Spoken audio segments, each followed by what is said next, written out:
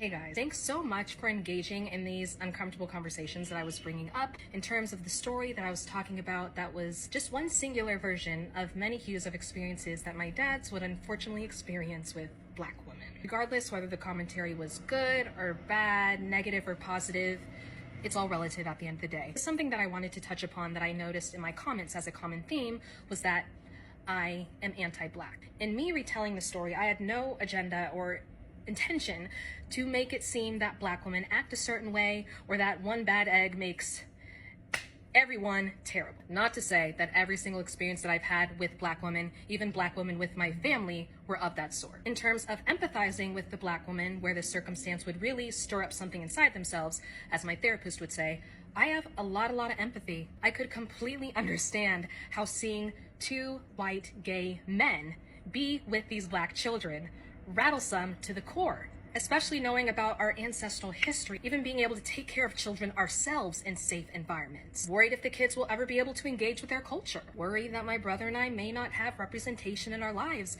in terms of having Black people in general. Feeling overwhelmed at the idea of not being able to have the presence of a Black mother or a Black father to impart many different narratives and themes that we should know as Black people in America. It was really lovely for people to reiterate about the race wars, which is great for the people who don't know, but also a really healthy reminder to put that in the conversation. However, we were in Salt Lake, Utah, and 90% of the people that lived there were white Mormons. Not to say there actually was an incredible presence of brown people and Black people. In me retelling the story in literally a 45-second video, my intent was to just label everything in a logical way. What happened, fact by fact. It makes me feel so bad that these women were so rattled inside that they couldn't talk to my dads about it in a level-headed and calm way. It could have been an opportunity for these Black women to be heard by my parents with all of their concerns, which are very valid. Very valid. But also, it was a missed opportunity for my dads to be able to engage, gain any enlightenment,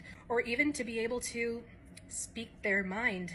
They were already being attacked. And on top of that, my dads were being ridiculed, probably by 75% of the family, not to mention being ridiculed by Mormons and the people that identified as conservative in Utah.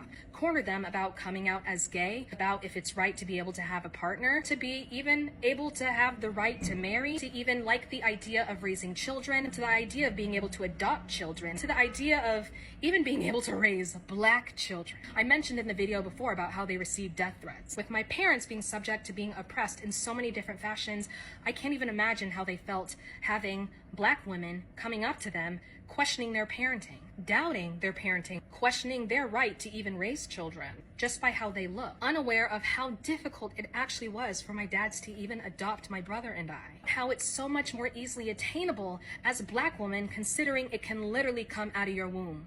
My dads did not have me come out of their womb. All to say, I feel so much empathy on both sides, and it's just really unfortunate that both parties were where they were at. And this, of course, does not taint my view about Black women, because we are fierce.